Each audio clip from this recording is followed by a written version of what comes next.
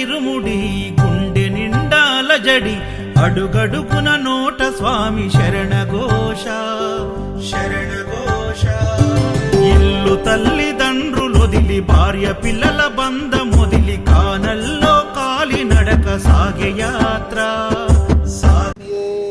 శరణమయ్యప్ప స్వామి శరణమయ్యప్ప.